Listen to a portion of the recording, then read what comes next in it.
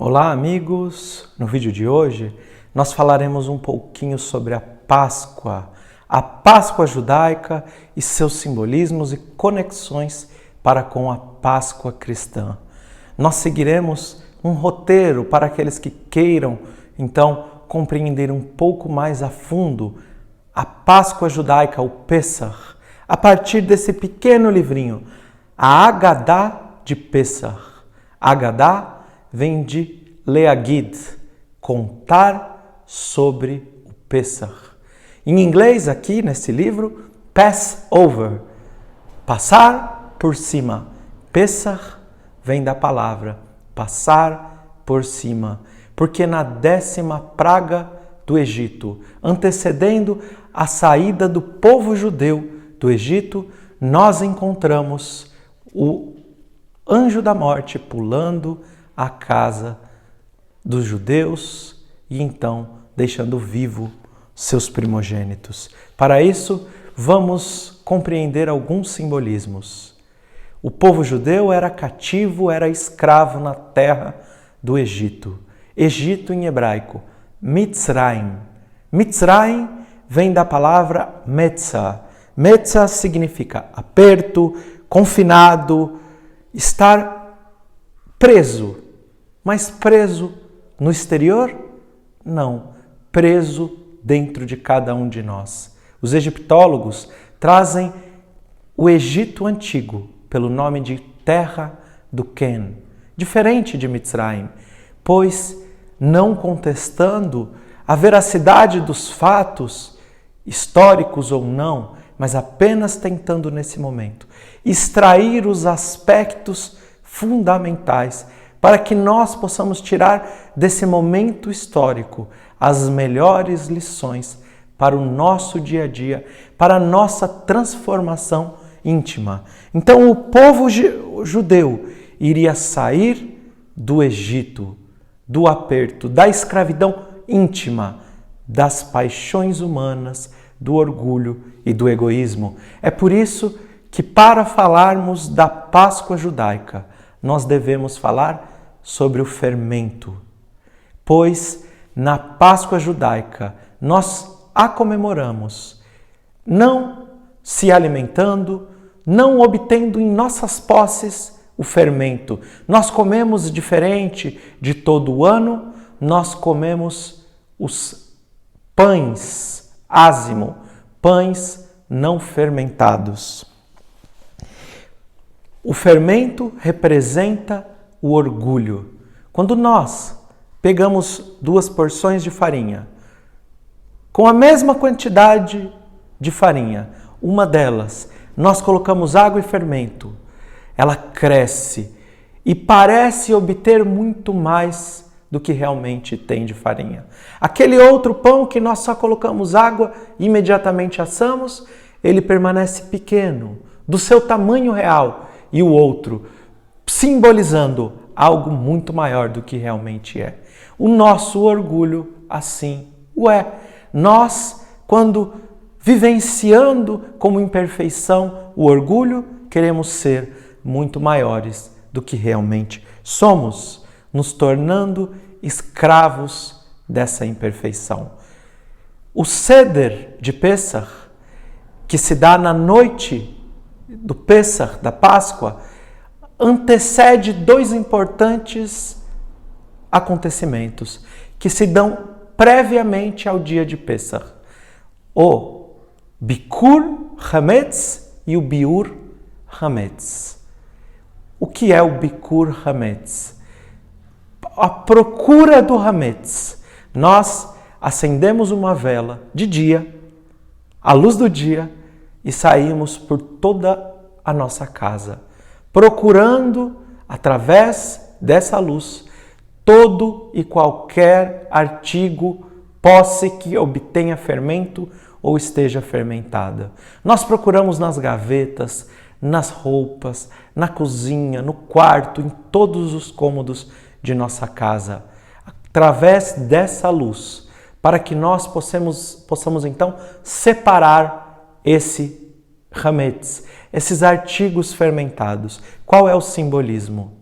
Nós, à luz do dia, saímos com uma luz que extingue as trevas, simbolismo de acendermos uma luz dentro de nós para procurarmos nos mais recônditos lugares, onde no dia a dia nós nem mesmo notamos que talvez ali haja uma pequena migalha de pão fermentado, uma pequena porção de fermento. As nossas imperfeições nós saímos a procurar dentro de nossos espíritos, através da luz de Deus, da luz do autoconhecimento, procuramos por todo o nosso espírito, em todos os nossos atos, através de uma reflexão, se nós estamos agindo livres desse fermento. Após tirarmos de todos os lugares o fermento, nós queimamos o biur hametz. Queimar o hametz simboliza colocar a matéria em um outro estado. Aquilo que nós vemos se torna fuligem e fumaça. Significa transformar as nossas paixões materiais, o nosso fermento interior, o nosso orgulho, o nosso egoísmo, em algo espiritual. Nós não nos desfazemos de nossas imperfeições. Por isso não devemos obter culpa. Nós transformamos nossas imperfeições materiais, as nossas imperfeições morais, em serviço espiritual, em atividades dedicadas ao Espírito. Depois desses aspectos, nós partimos então para o Seder de Pessach. O Seder se inicia na noite do Pessach. A noite, para o povo judeu, é o início do dia, pois o calendário do povo judeu é lunar. Ele inicia o dia através da noite. A partir da terceira estrela que se coloca ao céu, que se faz presente, inicia-se um novo dia.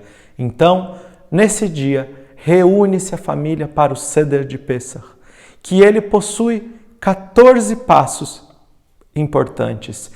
Para descrever esses 14 passos, nós faremos um outro vídeo posteriormente para aqueles que queiram entender com mais profundidade. Mas o primeiro desses passos, Kadesh, santificação. A santificação a partir do Kiddush, da celebração com o vinho ou com o fruto da videira, o fruto da vinha, podendo ser também o suco de uva. Isso é uma referência ao livro de Gênesis, quando Abraão encontra Melquisedeque, o sacerdote. Abraão chega na terra de Canaã e lá já existia um sacerdote, Melquisedeque. Melquisedeque era um sacerdote de Deus e ele iria ensinar a santificação a partir do vinho e do pão. Ele dizia assim: nós queimamos aqui um pouco de vinho e pão para Deus e depois nos alimentamos. Nós vemos a figura de um sacerdote que não possui origem no seu DNA, como, por exemplo, os Coanim, os sacerdotes do povo judeu, que possuíam sua origem sacerdotal familiar. Mas nós encontramos alguém que antes de iniciar o judaísmo já era sacerdote e traz Deus para o âmbito familiar, traz Deus na figura de um pai que se alimenta conosco. Por isso, o Seder de Pessach, ele é feito na presença da família e as crianças são de fundamental importância, pois nesses dias nós nos colocamos realizando procedimentos diferentes. E as crianças então perguntam: Manishtana ala elaze mikol haleilot. Por que é que nessa noite nós estamos fazendo coisas diferentes? E os pais contam a história do povo judeu, da escravidão e da libertação do Egito. Aqui nós vemos o respeito à tradição, o respeito aos antepassados, o respeito à nossa história. E nessa noite, estamos todos nós comemorando a liberdade do nosso espírito, contando que fomos escravos na terra do Egito. É interessante que nós obtemos 3 aspectos. O Pêssar, que é o Corban de Pêssar, o sacrifício de Pêssar. Sem o sacrifício de Pêssar, não existiria o Pêssar. Sem a morte do Cordeiro, para então pintar os umbrais, os batentes das portas, o anjo da morte não teria pulado a casa dos judeus. Nós encontramos aqui o sacrifício como o sacrifício de nossas paixões, esse simbolismo, essa representação. A matzá, o pão ázimo, o pão sem fermento, que ao contrário do que pensamos, basta apenas não colocar o fermento e nós temos matzá. Mas muito mais do que isso, exige a força ativa do trabalho.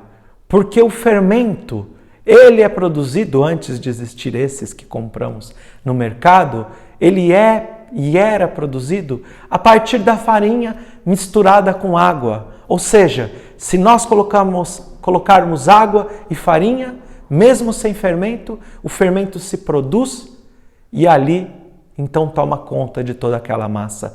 Temos que rapidamente, depois de misturarmos a água, a farinha, colocarmos para assar. A representação da força ativa do trabalho, de não dar brechas para as nossas imperfeições, pois elas rapidamente, se não mantivermos os nossos corações dedicados, elas infestam, vamos assim dizer, o pão da nossa vida. E por último, o maror. Maror são ervas amargas. Ervas amargas representam para nós as amarguras, as dificuldades que nós passamos no nosso Egito. Dentro de nossas imperfeições morais, nós estamos em sofrimento. Ao nos lapidarmos, transformarmos essas imperfeições em atributos que servem a Deus, nós encontramos e nos tornamos espíritos mais felizes, segundo nos explica Kardec. Dessa forma, nós nos tornamos mais felizes, mas nesse dia nós nos lembramos desses sacrifícios, dessas dificuldades, da amargura desses sofrimentos. Mas olhamos a essas amarguras não com sentimento de culpa, mas com o sentimento de que aquilo nos colocou prontos em uma nova composição de homem. As nossas experiências, sejam boas ou sejam ruins, nos ensinaram a sermos melhores. Não devemos ter culpa de termos sido escravos de alguns sentimentos e de ainda sermos de tantos outros. Nós então comemos matzá não só na noite de Pêssar, mas por 7 dias. Qual é o simbolismo de 7 dias? O número 7 é a representação da completude. 4, representando a matéria, os 4 elementos materiais de Aristóteles: terra, água, fogo e ar. Toda a matéria. 3, a espiritualização. Aqui nós encontramos 7, o perfeito equilíbrio da matéria com o espírito. Nem só espírito, nem só matéria.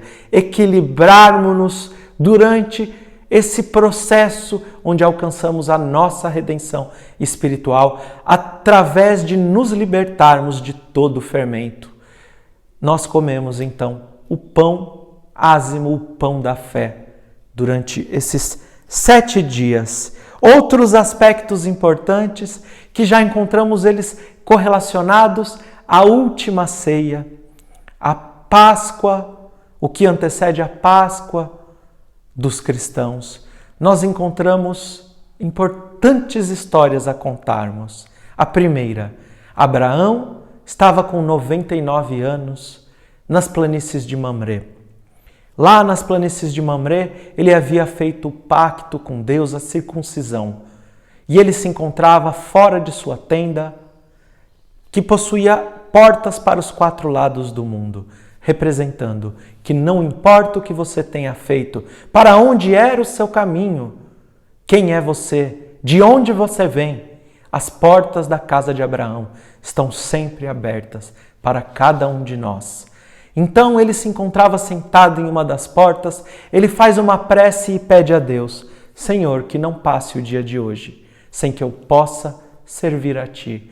Quando ele vê 3 homens vêm na sua direção, ele imediatamente diz: não passem por mim sem que eu vos possa servir. Ele lava os pés daqueles homens, dá pães ázimo e ele então prepara um banquete, uma refeição. Esses 3 homens sairiam de sua casa e iriam para Sodoma e Gomorra. Lá seriam recebidos por Lote, o sobrinho de Abraão. O sobrinho de Abraão receberia aqueles 3 homens, lavando seus pés, oferecendo tortas não fermentadas, pães não fermentados, e então daria água e trataria a todos eles. Sodoma e Gomorra seria destruída, mas Lote, por seu ato de redenção espiritual, poderia partir com a sua família, com a seguinte condição: não olhe para trás. Aqueles que olhassem para trás se transformariam em estátuas de sal. Olhar para trás é a representação do sentimento de culpa, nos tornarmos culpados. Ele foi um homem perverso, morou no simbolismo de Sodoma e Gomorra, mas ele se libertou através de servir ao próximo, através de lavar os pés, no simbolismo de colocar-se então como servo da humanidade. Após essa passagem, Abraão iria então levar o seu filho Isaac, para o sacrifício, Akedat Isaac. Ele montaria um altar, colocaria o seu filho Isaac para então sacrificá-lo. Quando ele tira aquela faca para cortar o pescoço de seu filho, Deus se manifesta a ele e ele então sacrificaria um cordeiro, não sacrificando o seu filho. Toda uma representação de uma fé e de uma profecia, pois no futuro o Filho de Deus, o Cordeiro de Deus, seria sacrificado na Páscoa. Jesus seria sacrificado na Páscoa. Nós encontramos dentro de alguns simbolismos que são tão ricos, e aqui trazemos apenas alguns. Jesus na última ceia, lavando os pés, colocando-se, quando todos reclinavam-se, pois no Pêssar, na Páscoa, os judeus comem e bebem reclinados para o lado esquerdo, pois apenas os homens livres na antiguidade podiam reclinar. Nesse dia, todos comemos reclinados. Então, quando os 12 apóstolos se encontravam reclinados como homens livres, Jesus se coloca como servo de cada um desses homens livres, como servo de Deus, e lava os seus pés. Simão Pedro diz: o meu pé tu não lavarás.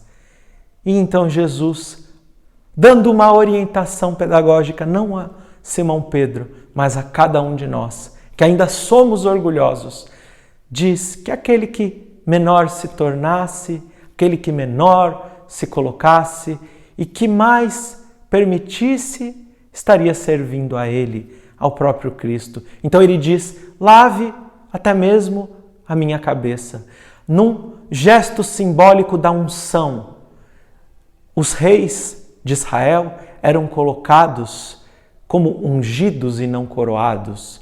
Ele então diz: pode me ungir como o seu rei para que me sirvas, pois no dia que ele aprendesse o seu evangelho, Simão Pedro seria aquele que coroa toda a humanidade. Ao servir a cada um de nós, na sua valorosa contribuição da transformação de homem de cabeça dura, de homem dificultoso, na pedra angular de todo o Evangelho.